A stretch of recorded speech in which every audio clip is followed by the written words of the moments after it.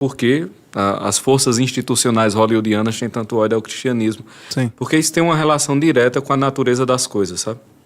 Então, veja, como tudo quanto existe, as coisas elas chegam ao seu ponto ótimo quando ela é utilizada conforme a sua própria natureza. Então, esse copo chega ao seu ponto melhor se ele é utilizado como copo e não como enxada, por exemplo, certo? Isso vale para o copo, para essa planta, para esse microfone e vale para o homem também. Ou seja, a natureza humana, para se desenvolver, ela exige um ambiente humano que corresponda àquelas necessidades da natureza humana, né? Quando nós pensamos do ponto de vista biológico, isso fica muito claro. Quer dizer, se você solta um indivíduo em alto mar, não parece que ali tem todos os recursos necessários para a natureza humana biológica sobreviver, ou se você joga ele no Saara, ou coisa desse tipo. Isso a gente percebe.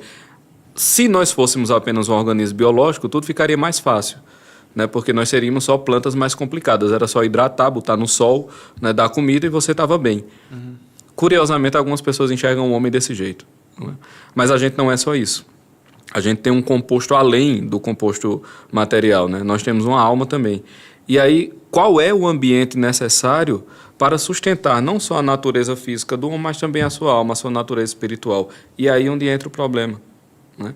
Ou seja, quando você começa a negar a natureza humana, você começa também imediatamente a corromper o ambiente em torno para que ele se adeque à nova natureza humana que você quer implementar. Perfeito. Né?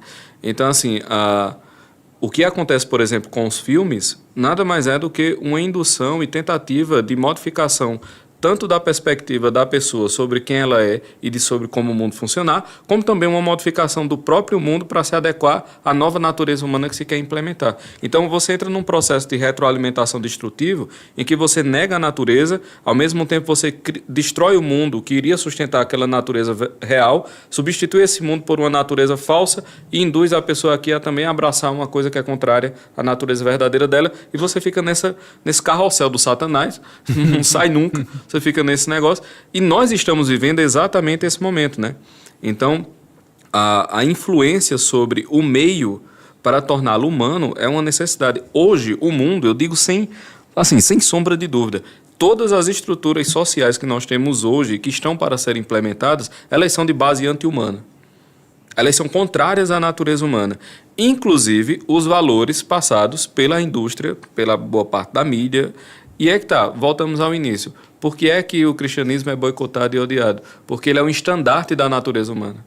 É claro, meu filho, se você levanta uma prova de que a natureza humana existe de um determinado modo, num ambiente que quer se colocar hostil a essa natureza, claro que você vai ser atacado. Sim. Isso é óbvio, né?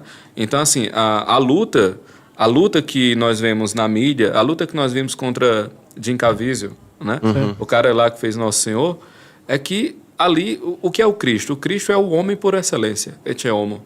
Quer dizer, Mel Gibson disse uma coisa muito curiosa.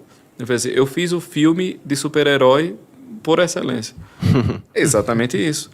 Porque os super-heróis, né, inclusive fica aí a dica, toda vez que você vê um filme de bonequinho, Deus chora. Né? Deus sente quando você vê um filme de bonequinho.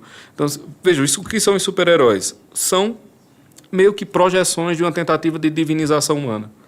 É um paganismo soft, basicamente. Né? Não estou dizendo que você está em pecado por assistir, não. Mas a ideia do homem perfeito ser aqueles homens é loucura. O homem perfeito é o homem da cruz. Ponto. Esse é o homem perfeito, esse é o et homo. A gente chegou no homem perfeito ali.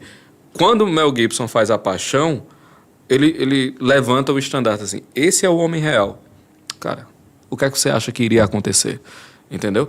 Desse homem real, você tem que deduzir necessariamente, se a natureza humana perfeita é aquilo, você tem que deduzir todas as estruturas sociais a partir daquilo. Ou seja, todo o esquema de poder mundano, antinatural e anti-humano, ele não se sustenta se o et homo for o Cristo.